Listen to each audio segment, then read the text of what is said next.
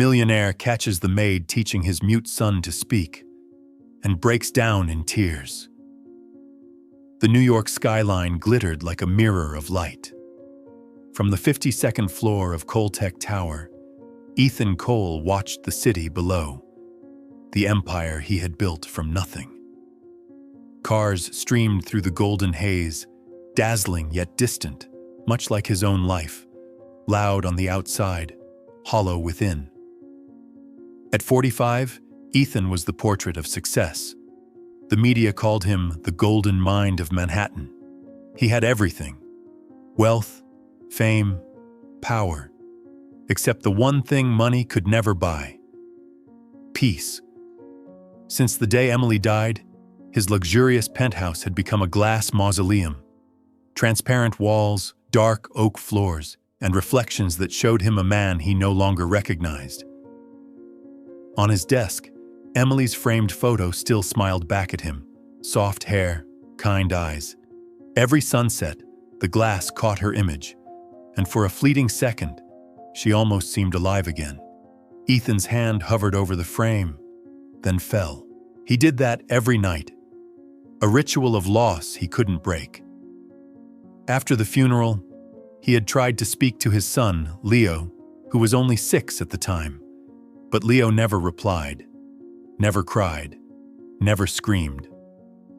He just stared out the window, those wide eyes reflecting a world Ethan could no longer reach. 2 years later, the silence had become a tenant in their home. Ethan left before dawn and returned long after midnight. Mrs. Harrington, their 60-year-old housekeeper, was the only rhythm left in that lifeless apartment. Every evening, she reported the same words. Leo ate enough, slept well, still no words. For 2 years, that sentence had not changed. The truth was, Ethan knew the problem wasn't his son. It was him. That night, after whispering his apology into the empty room, Ethan lingered in front of Emily's photo a little longer. The soft gold light caught the hollows beneath his eyes, the exhaustion of a man who hadn't slept through the night in years. Outside, the city still roared, but inside him, only echoes of what used to be remained. The words, "I'll take care of him," replayed in his head like a broken tape. And each time, they dragged him back to that one morning, the day of Emily's funeral, the day he told the first lie of his life to his son. The sky over New York had turned to iron that morning, rain falling as if the heavens themselves were grieving. People in black gathered around a grave smothered in white lilies. Ethan held Leo in his arms, feeling the small body tremble, maybe from cold, maybe from fear. The scent of wet earth mixed with traces of Emily's perfume still clinging to the black ribbon on his wrist. It was unbearable. As the coffin began to lower, Leo tilted his face upward, eyes brimming. "Where's Mom going, Dad?" His voice was so small it nearly drowned in the rain. Ethan knelt, forcing a smile that barely held together. "She's just going somewhere far away for a while, buddy." Leo gripped his father's coat tighter. "She's coming back, right?" In that suspended heartbeat, time stopped. Ethan wanted to tell the truth, to pull his son close and cry together. But when he looked into those eyes, bright, innocent, full of desperate hope, he couldn't. He feared the truth would shatter the child right there. So he lied. "Yes, son. She'll be back soon." A sweet lie. A fatal one. That lie became the invisible wall between them. Day after day, Ethan waited for Leo to ask again, to mention his mother, but the boy never did. Leo's silence wasn't anger, it was defense. In his small, wounded world, he was waiting for that promise to be kept. And when it wasn't, he simply chose silence forever. After the funeral, Ethan did what adults do. He handled the papers, the condolences, the logistics, moving like a ghost through the motions of being alive. Every glance from Leo cut deeper. He avoided it. Fear without name. Fear of questions. Fear of answers. The first weeks after Emily's death passed in fog. Ethan barely spoke. Days blurred into nights. He lived like a machine that remembered how to breathe but not how to live. At the office, he was composed. At home, he was hollow. Every time Leo's small footsteps echoed down the hallway, his heart lurched, then froze. He wanted to speak, but the words always died in his throat. One night, Leo came into his study, clutching the stuffed dog his mother had bought him. The boy stood there, silent, his big eyes deeper than the city outside. Ethan looked up, forcing a weak smile. "Hey, champ, can't sleep?" Leo didn't answer. His gaze shifted from the photo of Emily on the desk back to his father. In that gaze, Ethan saw everything he feared. Truth, pain, clarity. "Mom's not coming back, is she?" The words cut sharper than any blade. Ethan rose, walked toward him, rested a trembling hand on his shoulder. He wanted to say it. "No, son, she's gone." But the words refused to come. He smiled instead, a broken, cowardly smile, and whispered, "She'll be back, buddy. She promised." Leo blinked, but no tears fell.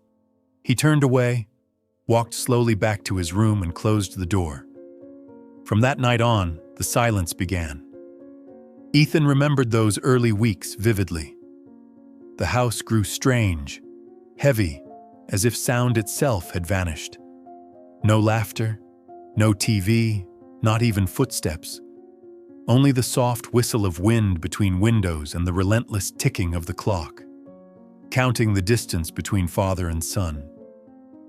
He used to tell himself, "He'll talk again. He just needs time." But time only widened the space between them. Leo's silence became a sentence.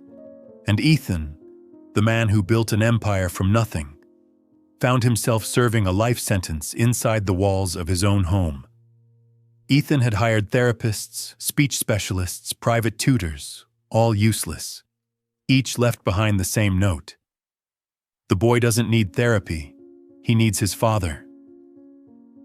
Ethan had nodded, then buried himself deeper in meetings, numbers, and screens. At work, he was powerful. At home, he was just a man hiding behind spreadsheets because facing his son was too painful.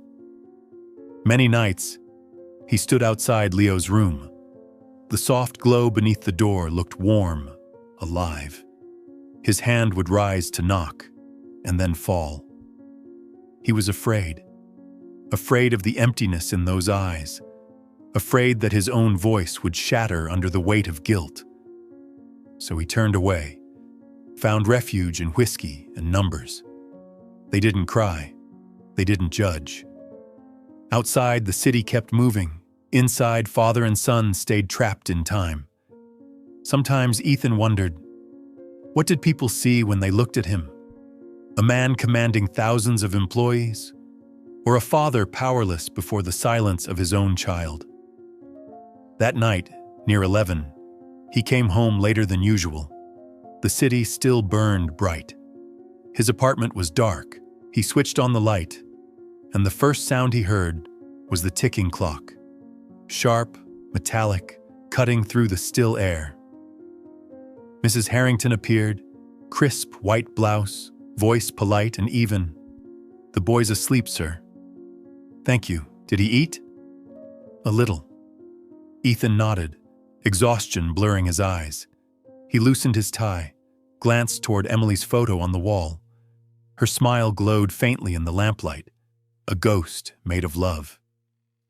"Emily," he whispered, voice cracking. "I promised I'd take care of him, but I think I'm doing the opposite." The air swallowed his words. The wind sighed through the glass, carrying his confession into a silence so heavy it could break a heart. That morning, New York was veiled in pale fog, the kind of gray light that made the city feel slower, softer, almost hesitant to wake.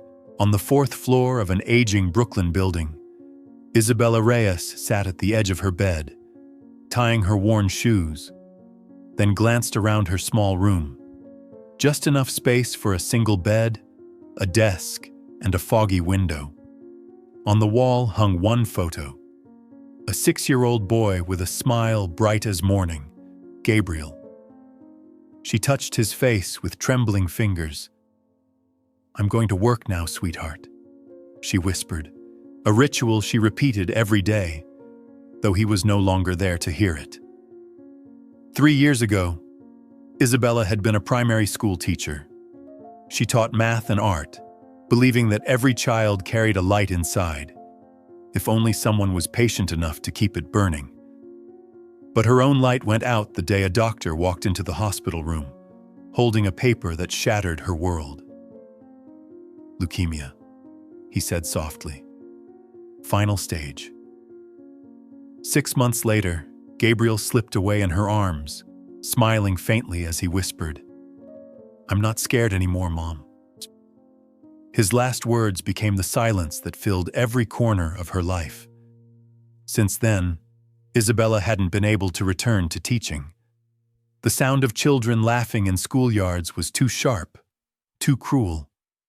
She left the classroom, moved into a tiny apartment in Brooklyn, and began cleaning houses, washing, dusting, organizing, anything to keep her hands busy and her mind quiet. She never told anyone she had been a teacher. Scrubbing floors was easier than facing an empty blackboard. That morning, the agency called. "New client in Manhattan, the Cole family, penthouse level, double pay." She didn't want to go, but rent was due, and the fridge was nearly empty. So she slipped on her coat, grabbed her old canvas bag, her constant companion. Inside were her supplies, a bottle of water, and a small box of crayons. Gabriel's last gift. The Coltec Tower rose above the clouds. All glass and silence. The lobby gleamed like ice, every surface reflecting a version of herself she barely recognized. When the elevator doors opened at the top floor, Mrs. Harrington was already waiting. Silver hair, pressed gray uniform, eyes sharp as polished steel. "You're Isabella Reyes?" "Yes, ma'am, from the agency." "In this house we have rules," she said evenly. "You do what I tell you, no wandering, and most importantly, don't talk to the boy. He doesn't speak. Don't try to fix him." Isabella hesitated, startled, then nodded. "Understood." "His room's at the end of the hall. Keep it clean, nothing more." When the door closed behind her, Isabella found herself standing in a place so pristine it felt uninhabited. The air was too still, the light too white. Everything aligned perfectly. The kind of order that comes from fear, not comfort. It wasn't a home, it was a museum. She began to clean, slow and deliberate, the soft sound of her mop echoing faintly against the polished floors. Upstairs, she passed a white door left slightly ajar. A sliver of light spilled out. She paused. Inside was a small room, painfully neat. Old posters of planets on the wall. Dried markers in a cup. Dust on the shelves. The pale blue blanket on the bed folded with military precision. No toys scattered. No books left open. Just stillness. A piece of paper had fallen onto the floor. Isabella bent down to pick it up. It was a drawing, a tiny figure standing alone in a vast white space, surrounded by faint gray circles. No face, no color, just emptiness. Before she could leave, a voice cut through the quiet like a blade. "I told you never to enter this room without permission, Mrs. Harrington." "I'm sorry," Isabella said quickly. "The door was open, I thought." "Don't think. Just follow instructions." She turned and left, but just before the door closed, Isabella caught sight of something in the corner. A stuffed dog with one ear torn off, lying in the dust like it had been waiting years for someone to hold it again. She stood there for a long time, her chest tightening. In that immaculate house, where everything was spotless and lifeless, she sensed something else. A child's grief, quiet and deep, the kind only someone who had lost their whole world could recognize. When the door closed, Isabella remained still, her eyes fixed on the spot where she had seen the torn-eared stuffed dog. A strange sensation stirred in her chest, both tender and aching, as if someone had quietly knocked on a door long sealed inside her heart. She knelt and peered through the narrow gap again. The room was silent, untouched, yet that stillness made it impossible for her to walk away. The next morning, while Mrs. Harrington was out shopping, Isabella was told to just clean the second floor. She knew exactly what that meant. Stay away from the boys' room. But sometimes the heart doesn't understand the language of rules. She picked up her small broom, walked softly down the hallway, and stopped at the white door. It wasn't locked this time. Morning light spilled in, painting the room in a pale, dreamlike blue. She knelt beside the bed and looked into the shadow underneath, where she had seen the toy. There it was, half buried in dust, its left ear torn, the black thread nose barely hanging on. She reached under, carefully pulling it out.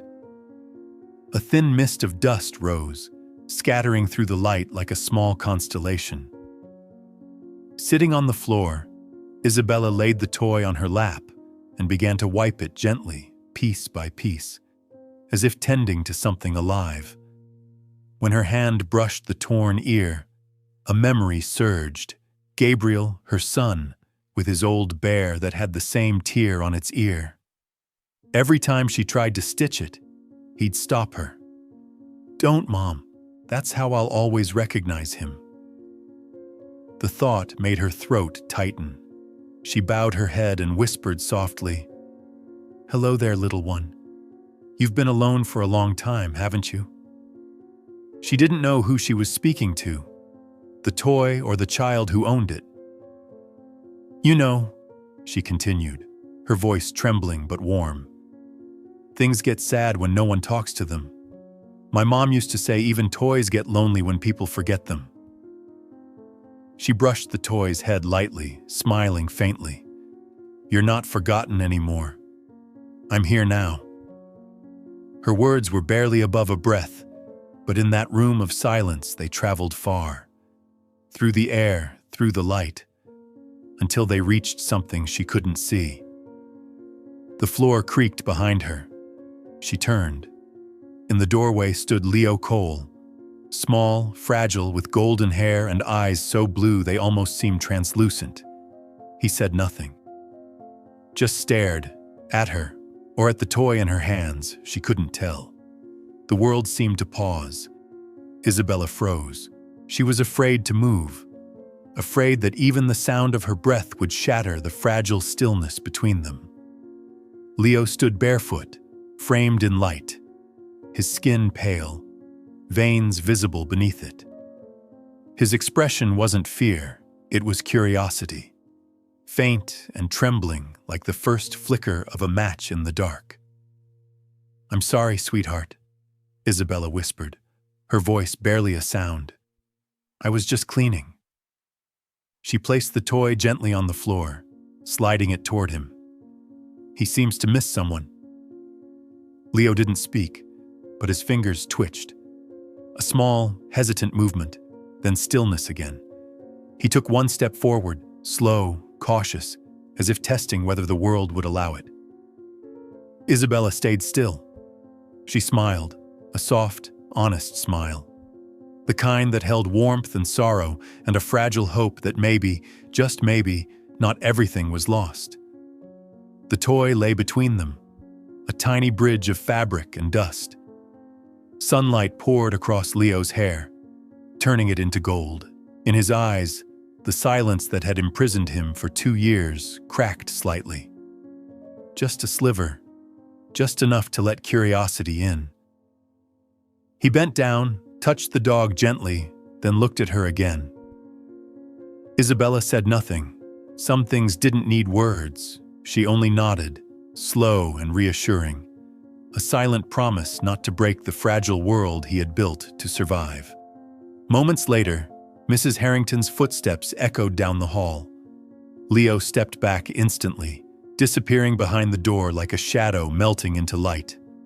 Isabella rose, picking up her mop with trembling hands. She knew she had broken a rule, but she also knew something far greater. Something had begun. On the floor, the stuffed dog lay in the sunlight, clean and warm.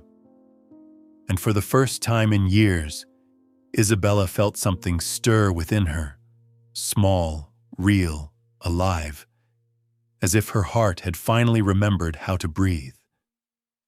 The next morning, New York felt freshly washed by the night's rain.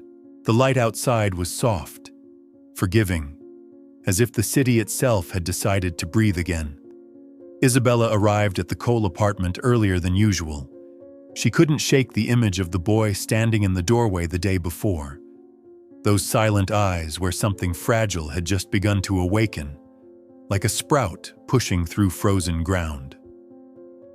She said nothing to Mrs. Harrington, only started her work quietly.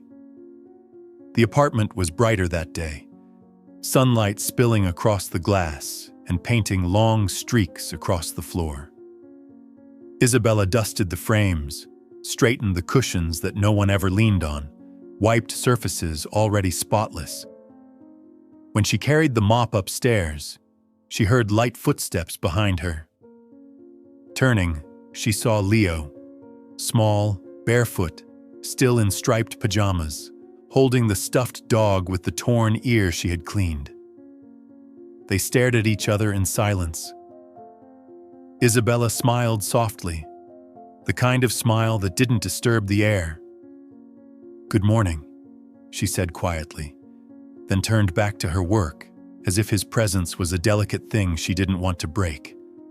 But then she heard a faint sound, the gentle thump of fabric.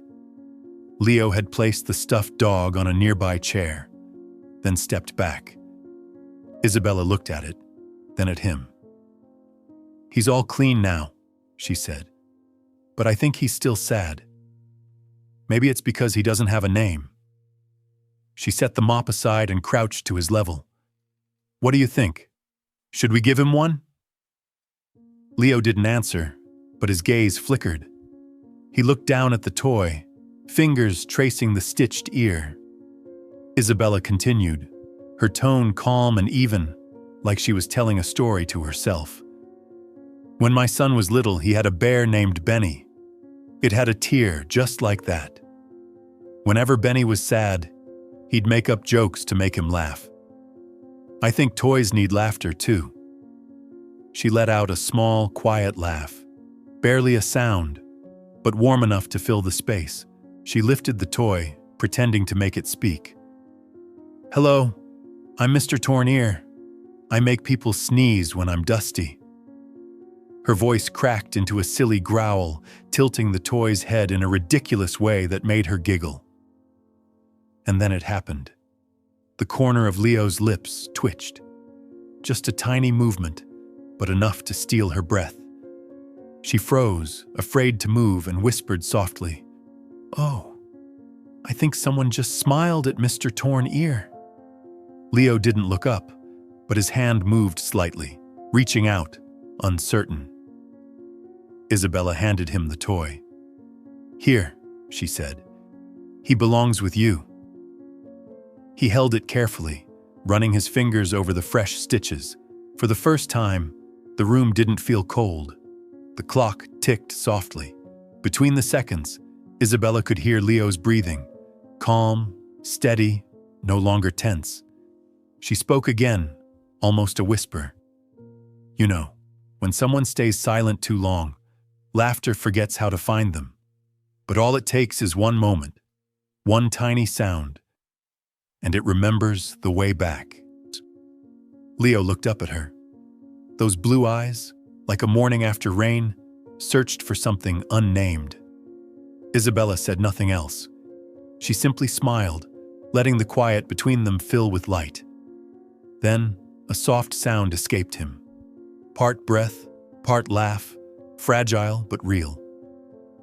He ducked his head, pretending to fuss with the toy, but the curve of his lips remained. Isabella turned away, tears welling. It had been so long since she'd heard that sound. A child's laughter, the music her heart had once lived for. The sound of Mrs. Harrington's footsteps broke the spell. Leo clutched the toy tightly, stepping back toward his door. Isabella grabbed the mop, pretending to work. By the time Mrs. Harrington appeared, everything looked perfectly ordinary. When she left, Isabella glanced down the hall. Leo was there, watching her. He didn't speak, just gave a small nod, barely there but full of meaning, and in that instant, Isabella understood. He had not only seen her, but had allowed her to step gently into his silent world. That evening, as she left the apartment, Isabella paused before the glass doors, looking down at the city glowing gold in the sunset. Something stirred inside her, not quite joy, not quite sorrow, maybe hope. And as the elevator doors closed, she whispered softly, her voice trembling but warm. "We're going to make him laugh again, aren't we, Gabriel?" Since that morning she heard his laughter, Isabella returned to the Cole apartment every day, not just to scrub floors and polish glass, but to quietly rearrange the silence that filled the place. Mrs. Harrington didn't seem to mind, as long as everything remained spotless and on schedule. Yet she didn't realize that Isabella's presence had changed the air itself. The apartment no longer breathed cold. The light had softened, as if the walls themselves had begun to remember warmth. Leo grew accustomed to her presence. He no longer hid behind doors or flinched when she spoke. Each morning, when Isabella entered the living room, he would already be sitting on the rug, the torn-eared stuffed dog resting on his lap. She greeted him with a smile instead of words, moving quietly around him, letting him see that silence could be gentle, not empty. One morning, while dusting the bookshelf, she discovered a forgotten box of watercolor paints on the top shelf, coated in dust. Holding it up, she asked softly, "Are these yours?" Leo nodded, eyes fixed on the blank page in front of him. She sat beside him, opened the box. The colors were cracked and dry, as if they'd been asleep for years. "I used to paint too," she said. "When I was sad, I painted to help myself breathe."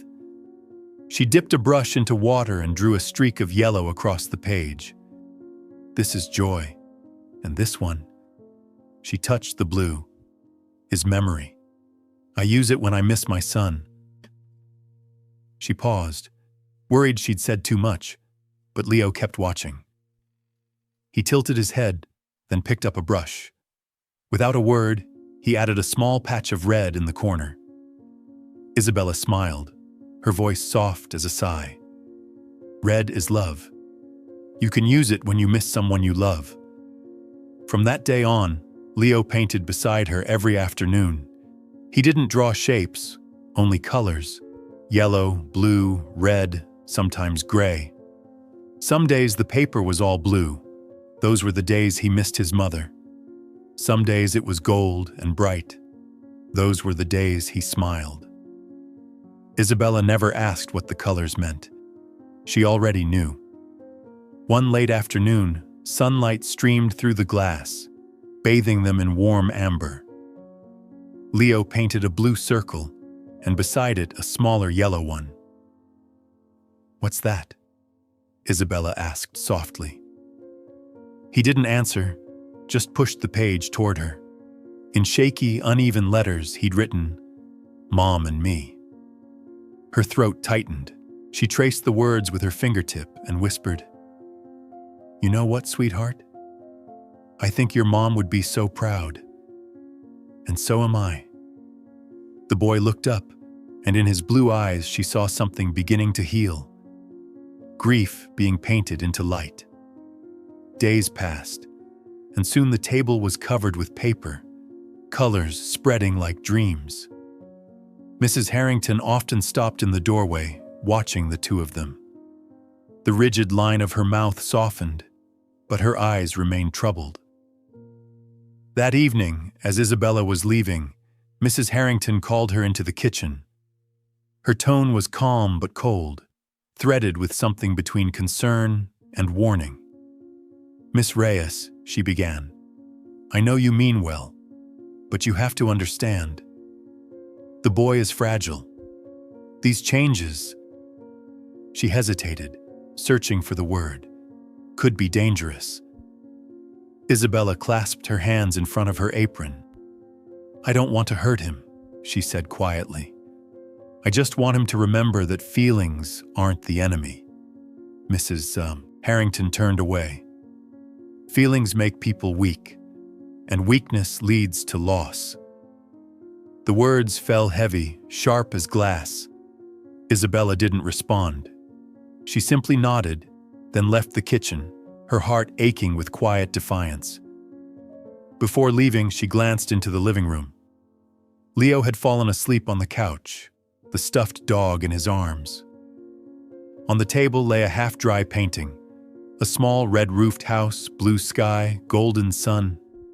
In the middle stood 3 figures, one tall, one small, and one faint, a soft shadow reaching out as if to shelter them. Isabella smiled faintly. Mrs. Harrington might fear change, but she knew the truth. The only dangerous thing here was hope returning to life. The paintings from the day before still hung across the living room. Yellow for joy, blue for longing, red for love, blending into a language beyond words. The house seemed to breathe differently now. Even the light felt softer, as if it had learned how to smile again. What Isabella didn't realize was that someone had been watching from the balcony above. Ethan Cole came home earlier than usual that night. The meeting had been canceled, and for the first time in weeks, he chose not to return to the office but to drive straight home. The city outside was alive with glass and noise, but inside him there was only silence. Since Emily's death, he had dreaded nights. The house was too quiet, too vast. His own footsteps echoed like reminders of everything missing. He sat in the car for a while, staring at the glowing windows above. He didn't know what he was hoping for, maybe just the feeling of belonging somewhere again. When he entered, the apartment was dim except for the golden light spilling down the hall. He was about to head for his office when he stopped. A sound, faint, unfamiliar. Not the TV, not music. Laughter. He froze. 2 years, 2 long years since he'd last heard it in this house. His throat tightened. Following the sound, he moved quietly down the hall until he reached the playroom door. Through the narrow slit of light, he saw something his heart wasn't ready for. On the floor, amid a scatter of wooden blocks, Leo sat opposite Isabella. They were building a house, not from plastic, but from hand-painted blocks of red, blue, yellow, and white. The tiny structure rose between them, glowing under the lamplight. Around it, drawings were taped to the walls, colorful, alive. Leo was showing one to Isabella, his eyes bright with a light Ethan hadn't seen since the day Emily died. "This is your mom," Isabella said gently, pointing to the picture of a woman with golden hair and a warm smile. Leo nodded. Then she pointed to a smaller figure beside her. "And this is you." Her voice was so soft it seemed to warm the air itself. Ethan's chest tightened. He searched the drawings for himself, but he wasn't there. No father, Only mother and child. A world of color that didn't include him. Something inside him broke quietly.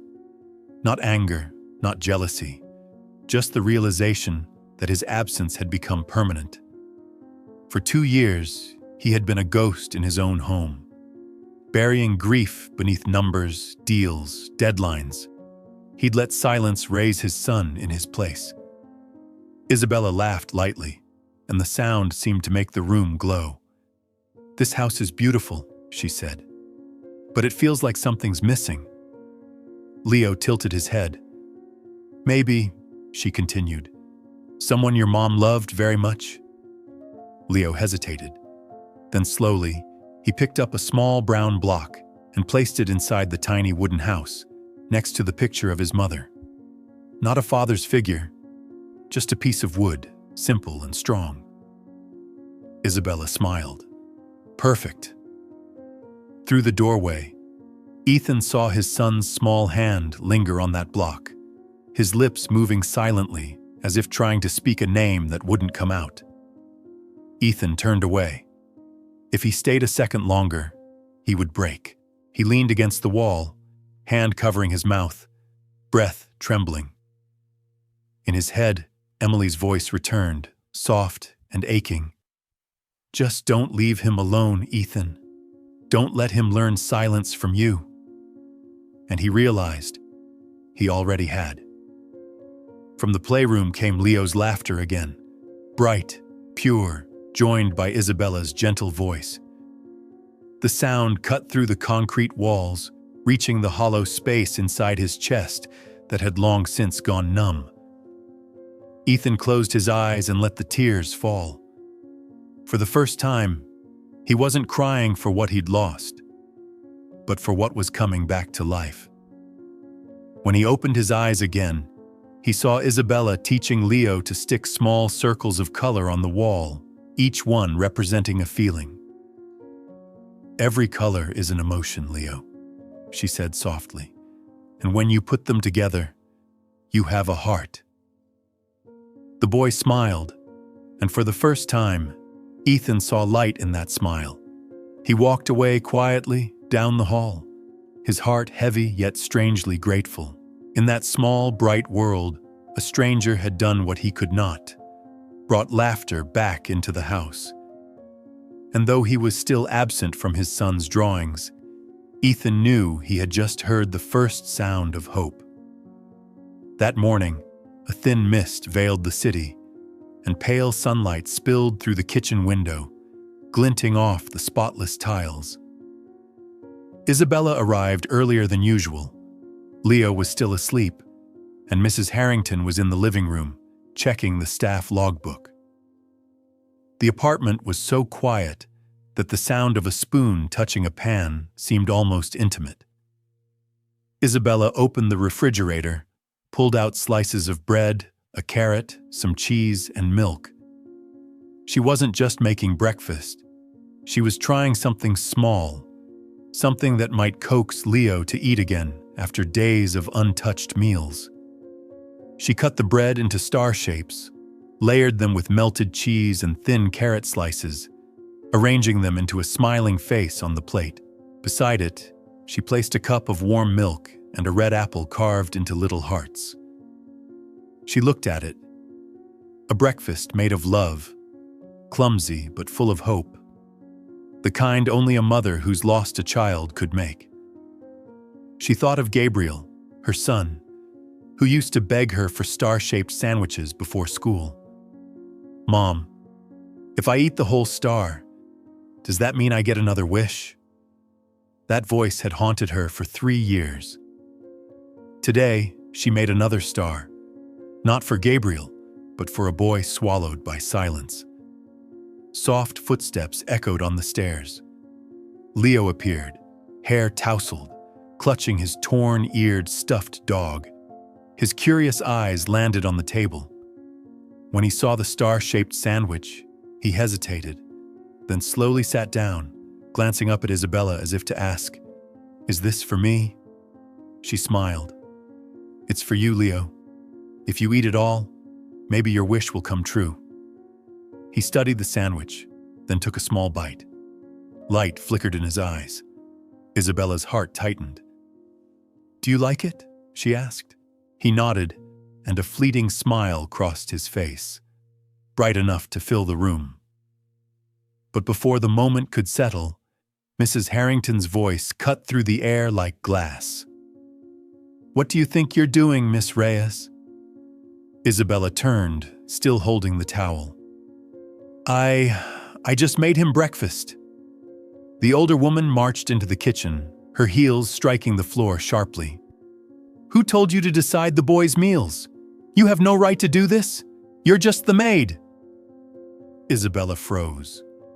Leo flinched, putting down the sandwich. "You're mistaken," Isabella stammered. "He hasn't been eating well. I thought maybe—" "It's not your place to think," Mrs. Harrington snapped. "Your job is to clean, not to meddle with the child's life." Her voice rose, trembling with something deeper than anger. "You think you're special? You think you can fix him with a silly little sandwich? You're just a maid, Miss Reyes. Don't forget that." Isabella's hands trembled around the towel. Her throat burned. "I don't think I'm special, ma'am. I just wanted him to eat. I just wanted to see him live again, not just exist." "You don't know anything about him," Mrs. Harrington hissed. "He's fragile. You'll only make it worse." And then, the dam broke. Isabella's voice cracked, raw and trembling. "You're right. I don't know everything about Leo, but I know what it's like to lose a child." The air froze. The towel slipped from her hands and hit the floor with a dull sound. "I buried my son," she whispered. "His name was Gabriel, 6 years old. Leukemia. I promised him that if I ever met another child who needed love, I wouldn't run away. But I did. I ran from children, from teaching, from myself, until I met Leo." Mrs. Harrington stood motionless, eyes wide, all fury drained from her face.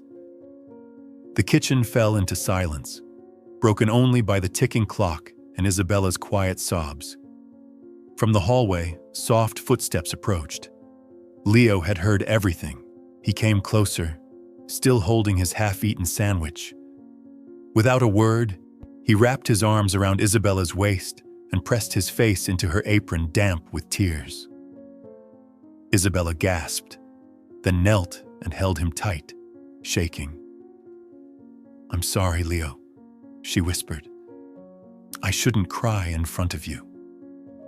He shook his head, still clinging to her, as if to say he understood, that her tears weren't just for him, but for the boy named Gabriel who lived inside her memory.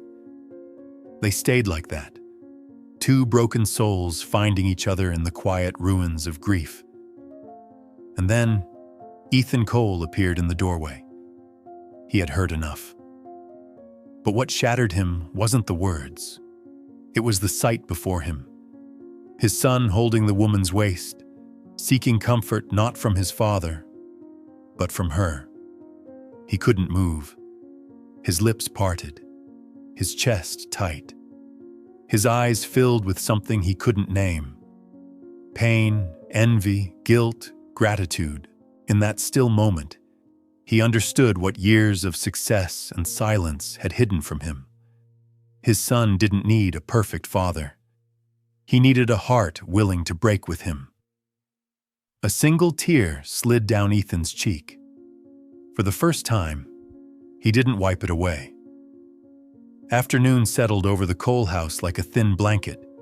Pale light filtered through the cream curtains, spreading a muted gold across the furniture.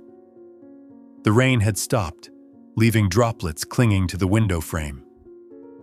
Ethan sat in his study, fingers interlaced before him. Hours had passed since he'd seen his son clinging to Isabella, yet the image still cut through him like a blade. He wasn't angry, not at her, not at Leo, only hollow. A soft knock came from the hallway. "Come in," he said. The door opened. Mrs. Harrington entered slowly, posture straight but steps heavy. "Mr. Cole," she said quietly. I came to apologize." He gestured for her to sit. He had never seen her like this. Her eyes no longer cold, but weary. They sat facing each other in the warm scent of wood and paper. Outside, the sky dimmed toward gray. Ethan spoke first, his tone calm but low. "You don't need to apologize for doing your job. I know you were only trying to protect Leo in your own way." She pressed her lips together, eyes cast down. "I'm not sure it was the right way anymore, sir." Silence hung between them for a long moment. Then she began again, her voice trembling. "I had a son once, Rodrigo. He died in a motorcycle accident when he was 23. I didn't get to say goodbye. They called me at midnight and told me he was gone. After that night, I decided never to let my heart get too close to anyone again. I thought if I didn't love too much, I wouldn't hurt too deeply." Ethan said nothing, but the truth in her words hit him hard. A woman who replaced love with control to survive. "So I convinced myself," she continued, "that I was helping others by keeping order. If everything was in line, nothing could break. I thought I was protecting Leo. But today, when I saw him hold Miss Reyes, I realized maybe I'm the one who needed saving." Her voice broke, eyes glistening. Ethan stood, poured her tea, then sat beside her. "I understand," he said, "not in the same way, but I do." He paused, drawing a breath. "When Emily died, I built a wall too. I told myself to stay strong, to work harder, to forget. But I didn't know I was building a prison, for me and for my son." She looked at him, hands shaking slightly. Ethan's eyes drifted to the window. "I thought if I never mentioned her name, Leo would hurt less. I thought silence would protect him. But it didn't. I just taught him to be silent like me." The room fell still. They sat together, two souls who'd mistaken numbness for strength, surrounded by the ruins of their own walls. A breeze slipped through the window. Ethan looked down, speaking softly. "Maybe Miss Reyes isn't just helping Leo. Maybe she's helping us all, by reminding us how to feel again." Mrs. Harrington nodded faintly. "I'd forgotten what it was like to let myself hurt." She made me remember. Outside, the sky turned to amber. The last light caught the edge of her teacup, casting a soft glow across the desk. The room seemed to breathe for the first time in years. Then, a sound drifted up from downstairs, fragile, almost weightless, but unmistakable. A humming, quiet and tender. Ethan's head snapped up. Mrs. Harrington froze. They listened. The sound came from the living room. Leo's voice, not words, but melody. Hesitant, uneven, yet alive. Ethan rose to his feet, his heart pounding.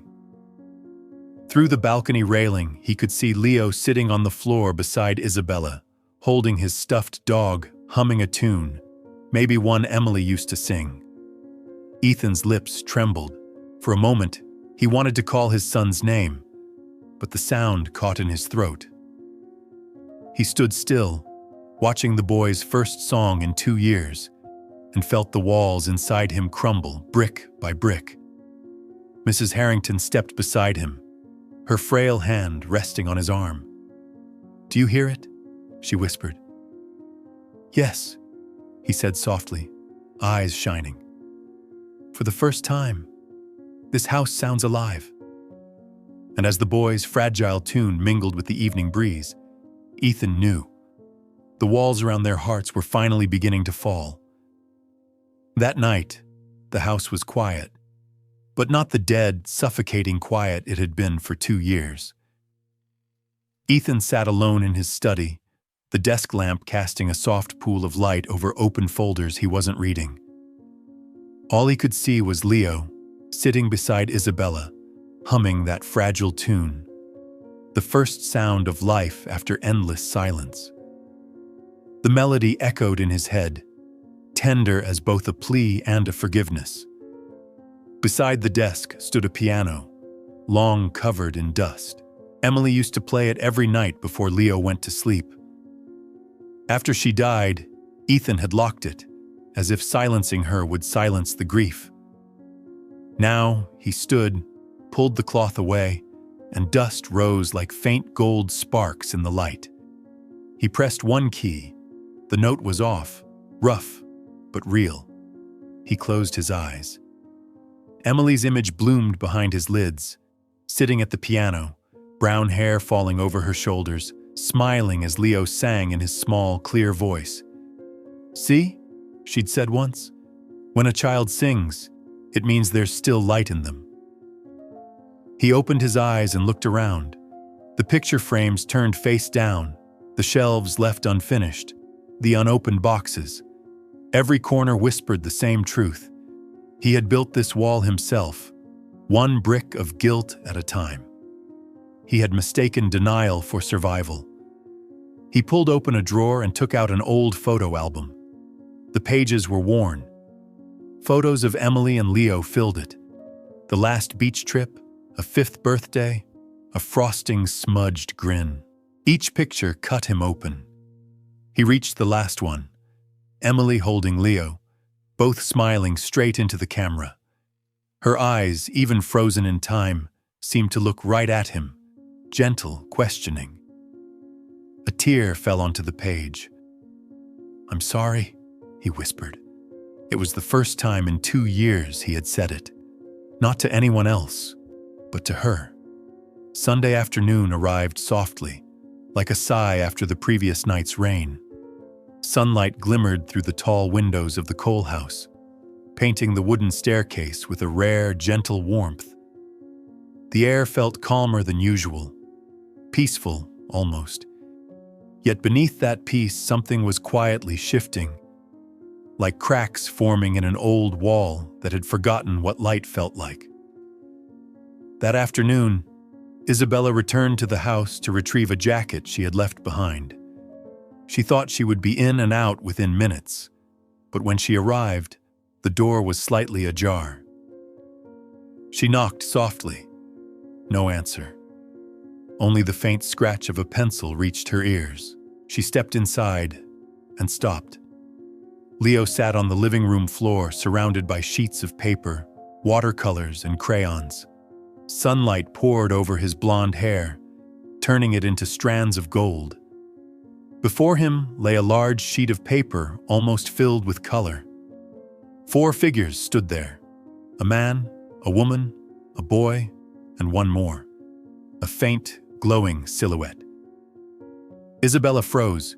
She knew instantly. Leo was drawing his family, and the 4th figure, the one made of light, was Emily.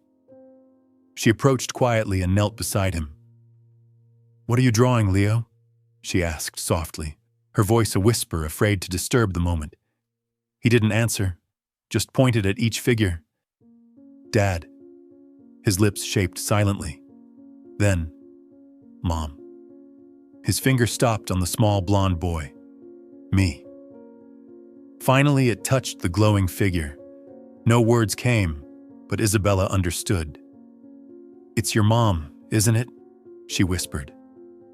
He nodded. She sat beside him, her hand trembling.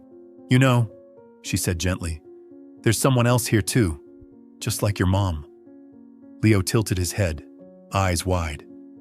"Who?" He traced the word on the floor. She smiled faintly. "My son.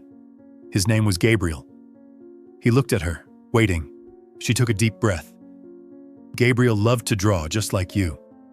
He used to say that when we draw, we can touch the people who are far away. Once he asked me, 'If I draw you in heaven, will you see me?' And I told him, 'Yes, if you draw with your heart.'" Her voice trembled. Then one day, Gabriel got sick. I held his hand until his last breath. Before he closed his eyes, he asked, "Mom, when I'm gone, will you forget me?" I told him, I never would, because he would always be here. She pressed her hand to her chest, where her heart beat weakly. He's still here, Leo, in my heart. When I laugh, when I see the light, when I met you, he's right here. Leo sat quietly, his eyes glimmering like a lake ready to break its surface. He set down his crayon, stared at his drawing, then picked up a yellow one. Slowly, he drew a larger halo of light around the faint figure. Brighter, wider, as if to let it embrace everyone else in the picture. She didn't notice, but Ethan stood in the hallway, frozen. He had come home early, intending to call Leo, but stopped when he heard Isabella's voice. He leaned against the doorway, heart heavy. Her story filled the air, warm, aching, painfully honest. He watched her speak, voice quivering, and his son listening, eyes bright with wonder. All the distance, the fear, the walls he'd built between them, they all felt so small now. A tear slipped down his cheek and fell to the wooden floor. For the first time since Emily's death, Ethan wept without restraint. He understood now. It was Isabella's pain, her courage to face loss, that had given him back a language he had forgotten, the language of the heart. Isabella continued, unaware he was listening. When someone leaves, she said softly, they don't disappear. They just move from this world to the hearts of those who stay. Leo looked up at her, then gently picked up a blue crayon. In the corner of the paper, he began to write, his letters shaky but clear. Thank you. 2 small words, but they hit like a sunrise. Isabella gasped, covering her mouth as tears spilled freely. In the hallway, Ethan had to steady himself against the wall. His lips trembled, his heart clenched. The boy he thought had lost his voice forever had just written what Ethan himself had never managed to say. Thank you. 2 syllables, but they echoed through the house like a song. For the first time in 2 years, the sound inside that home was not rain, not wind, not silence. It was the sound of 3 hearts learning to beat together again. Monday morning came heavy and gray over New York. A thin drizzle hung in the air like silver threads, blurring the glass panes of Ethan Cole's second-floor study. He sat by the window, staring out at the garden where Leo used to play with Isabella every afternoon, chasing butterflies, laughing, alive. Now the branches stood bare, dripping with cold rain. He hadn't slept. The image of Leo writing thank you still looped in his mind, a tiny miracle he couldn't ignore. But that miracle terrified him too. What if Leo grew too attached? What if, when Isabella inevitably left, his son shattered again? He remembered Emily's last words. Don't let him hurt anymore, Ethan. He thought he was keeping that promise. He didn't realize he was killing what was left of love itself. A soft knock broke the silence. Isabella stood in the doorway, holding her bag, her face calm but uncertain. You wanted to see me? She asked quietly. Yes, he said, voice rough. He gestured for her to sit, though he couldn't bring himself to meet her eyes. A white envelope rested on the desk between them. Miss Reyes, he began, I want to thank you for everything you've done for Leo. He's different now, and I'll always be grateful for that. His voice trembled. But, she looked at him, waiting. But I think it's time for you to stop. The air fell still. Outside, rain tapped softly against the glass like a nervous heartbeat. I don't understand, she said quietly. Stop what? He exhaled, forcing the words out. I'm letting you go, Isabella. The words dropped like stones. For a moment, she thought she'd misheard. Let me go? She echoed. Why? Ethan looked away. Leo's become too attached. I'm afraid that if you leave, he won't recover." She gave a short, bitter laugh. "So you're firing me to stop him from being hurt? By hurting him?" Ethan said nothing. Her question sliced through him, but he clung to his false logic like a lifeline. "You don't understand," he murmured. "He needs stability. He needs people who'll stay, not people who might leave." The moment he said it, something fragile broke in the air. Isabella stared at him for a long time, eyes shimmering. "Stability?" she whispered. "You think stability comes from locking every door? From keeping everyone at arm's length just to avoid being hurt? Fear, Mr. Cole, doesn't protect anyone. It only isolates." Ethan closed his eyes, his hands tightening. He wanted to say he regretted it, that he was terrified of losing her, but the words jammed in his throat. "I'm sorry," he managed.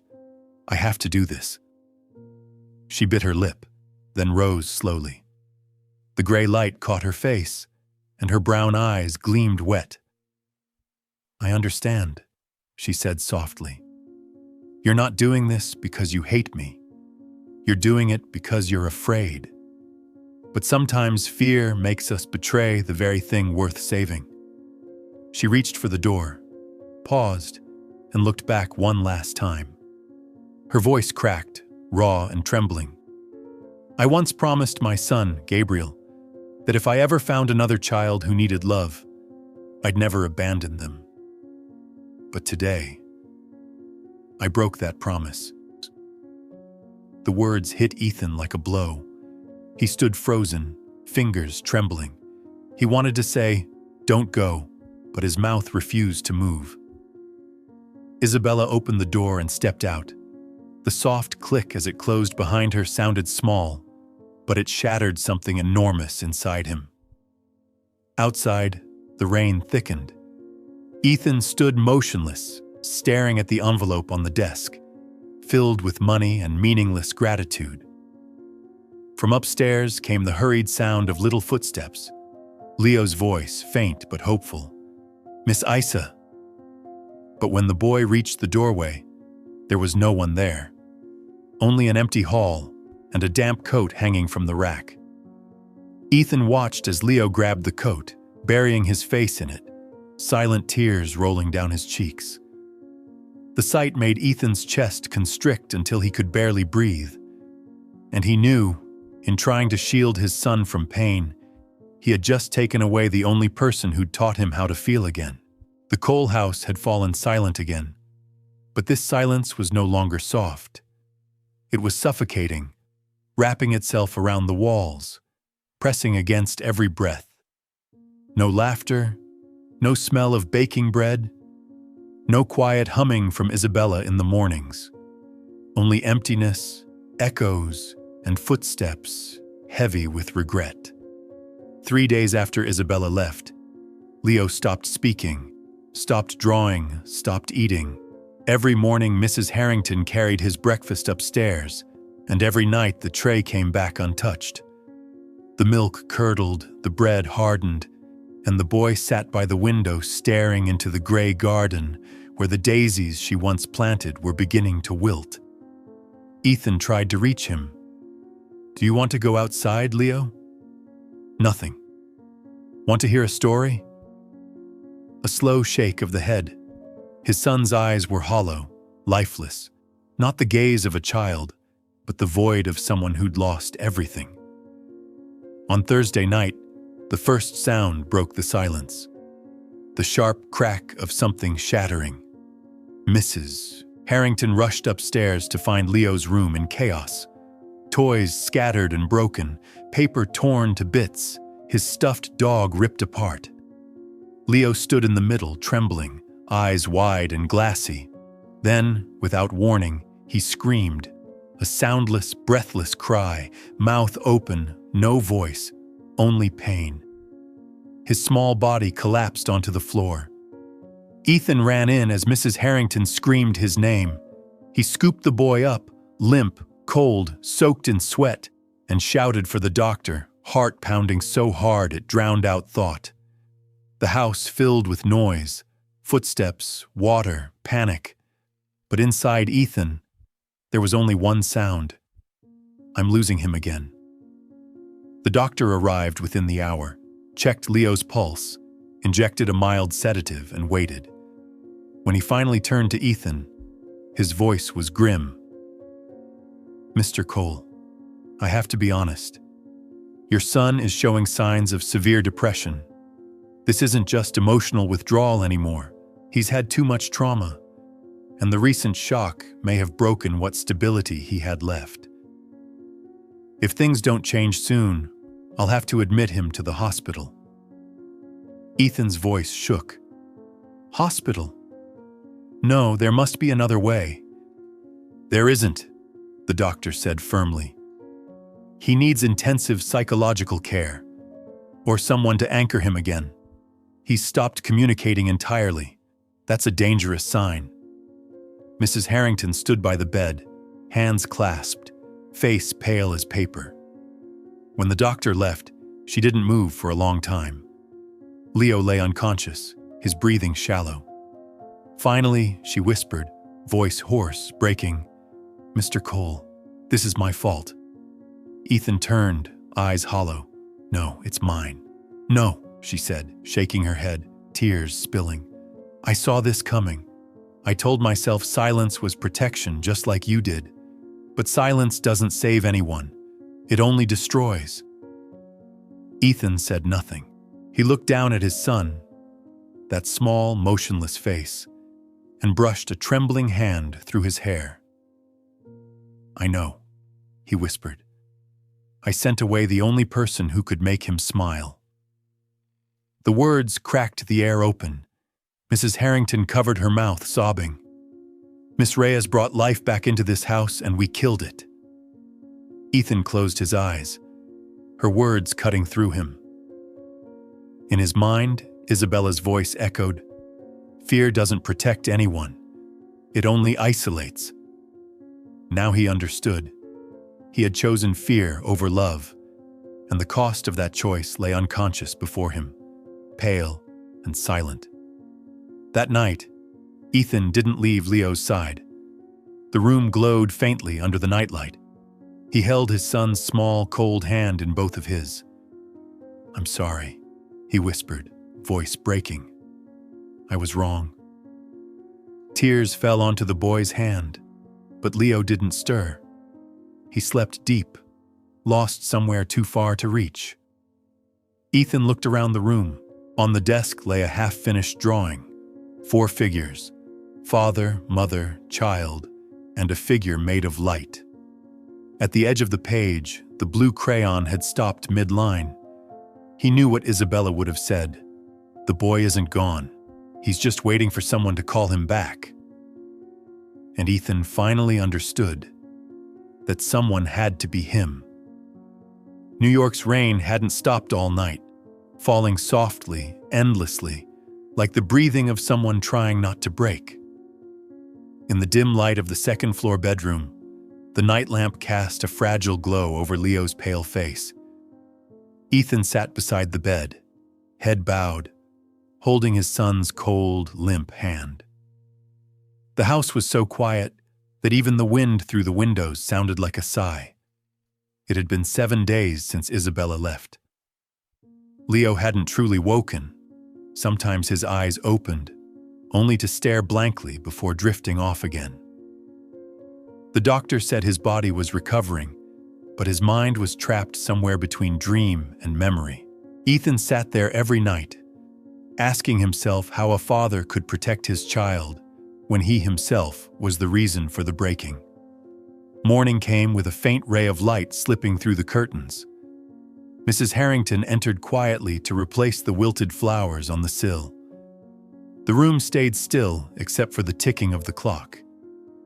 Ethan, hollow-eyed, asked hoarsely, "Any change?" She shook her head. "No, sir, but perhaps today he'll dream of something kind." When she left, Ethan bent down and kissed his son's forehead. "Leo," he whispered, "can you hear me?" I'm sorry. I was wrong." His tears fell onto the boy's hand, warm, salty, alive, and this time the small hand twitched, barely. Ethan froze, breath caught in his chest. Leo's eyes opened slowly, like returning from a distant place. He looked around, dazed, until something caught the light beside his pillow. A small photograph, half buried among torn papers. He picked it up. A boy smiled back at him. Brown hair, bright eyes. Gabriel. No one knew how the photo had stayed behind. Perhaps Isabella had dropped it the day she left. Leo stared at it for a long time, fingers trembling as he traced the boy's face, like touching memory itself. Ethan watched, afraid to speak, his heart pounding. Then Leo turned to him, eyes weak but shimmering. There was a flicker, a spark of life, faint but real. And then it happened. The boy spoke. His voice was rough, fragile but clear. "Dad." Ethan froze. That sound, he thought he'd never hear it again. "Dad, bring Miss Isa back." Just 4 words, but they split Ethan's heart wide open, with pain, with love, with truth. In that instant, he wasn't a wealthy man or a grieving husband. He was simply a father kneeling before the only thing that mattered.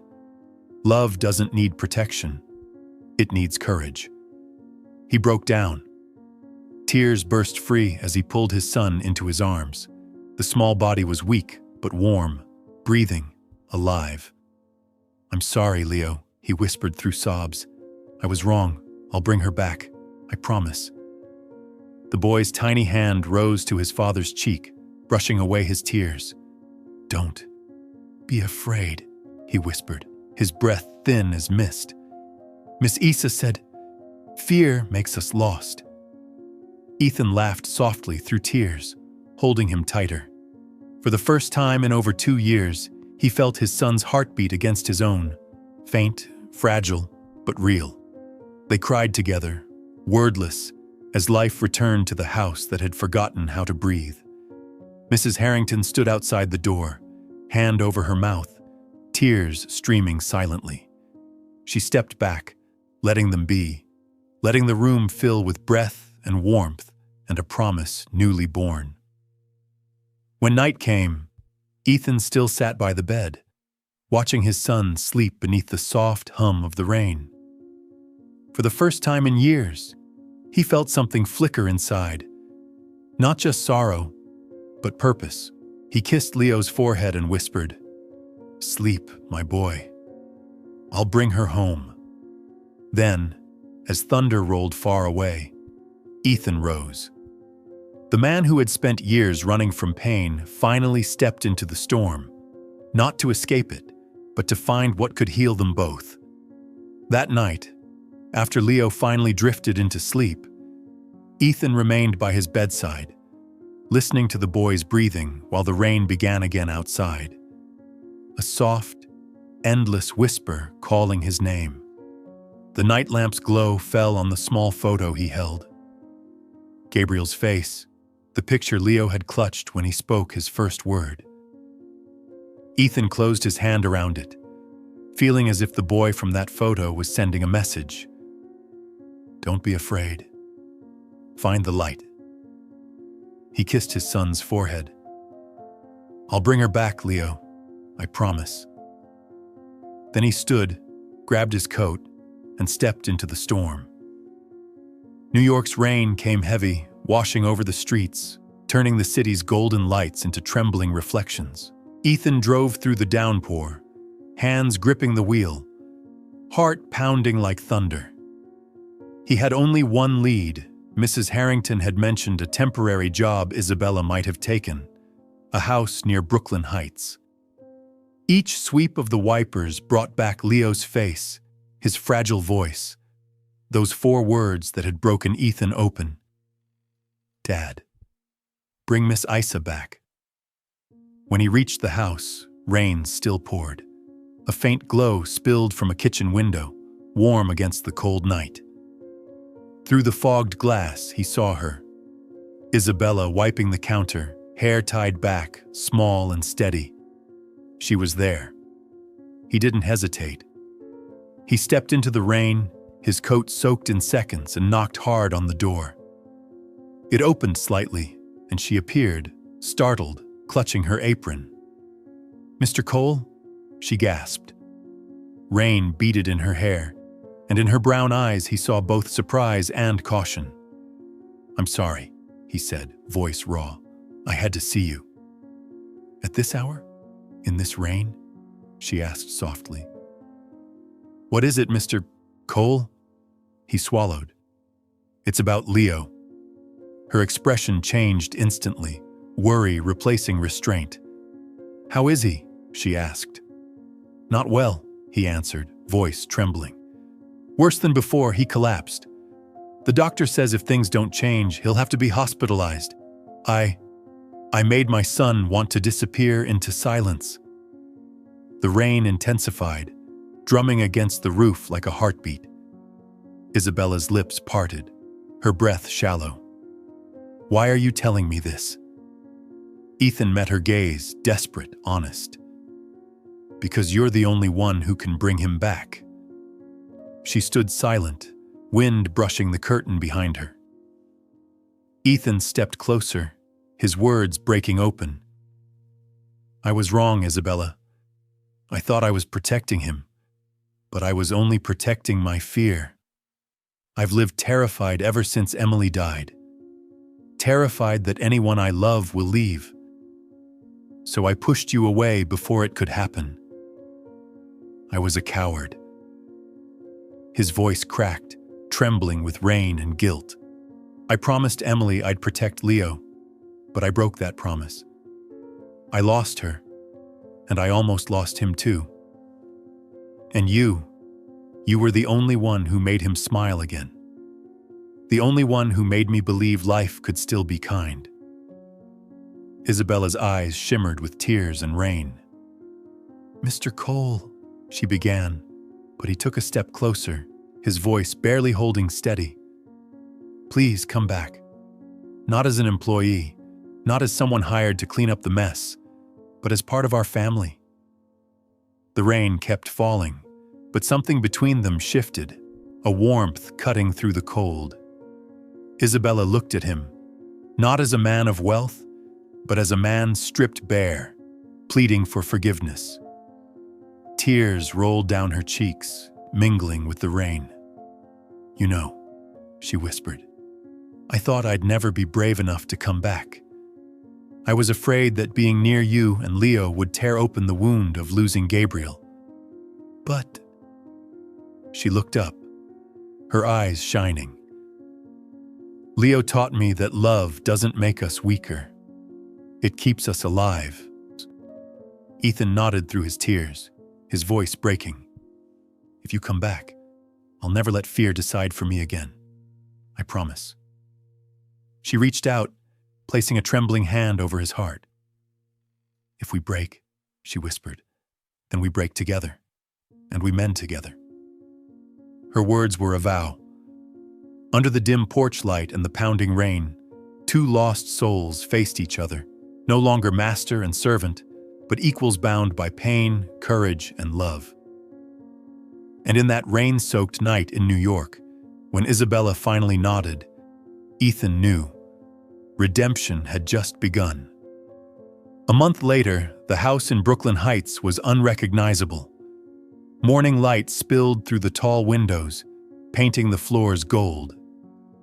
Isabella had moved in, not into the servants' room at the end of the hall, but into a bright room facing the garden, where she woke each day to birdsong and the scent of coffee and freshly baked bread. Mrs. Harrington had changed too. The woman who once spoke in clipped tones now smiled easily.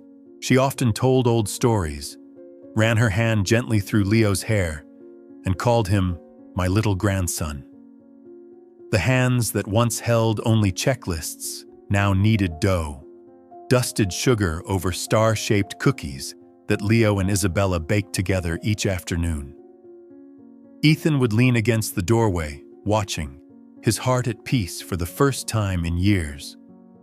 The house, once filled with silence, now overflowed with sound. Footsteps, laughter, soft music from the old speaker Isabella liked to play. Sometimes it was the clink of spoons against teacups, the cheerful ding of the oven, or Mrs. Harrington's gentle scolding. "Careful, dear, the sugar's on your shirt again." These small sounds, ordinary, fleeting, were proof of a quiet miracle. The house had come back to life. Leo changed the most. He no longer only spoke, he sang, he laughed, he shouted across the garden. "Dad, look!" he'd call, waving a drawing of their family, his father, Miss Isa, Grandma Harrington, and himself, all holding hands among the flowers. Ethan hung that picture in the living room, right where Emily's photo once stood. Not to replace, but to continue. 2 years passed. It was Leo's 10th birthday. The garden bloomed with sunlight and white and blue balloons.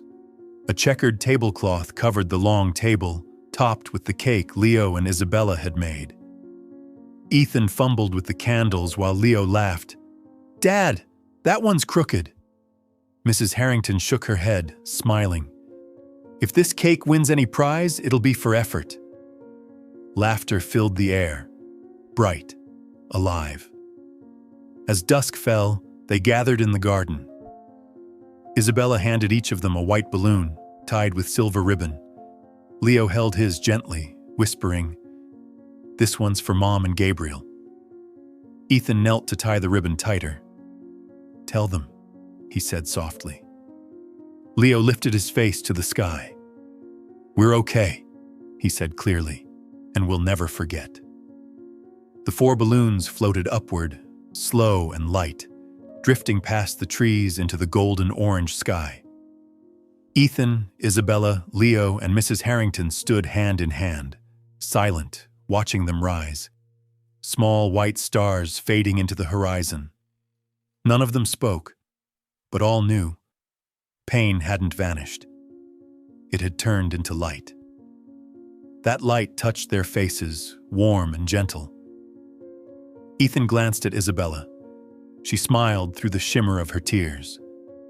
Mrs. Harrington squeezed Leo's hand and whispered, "Hear that, little one?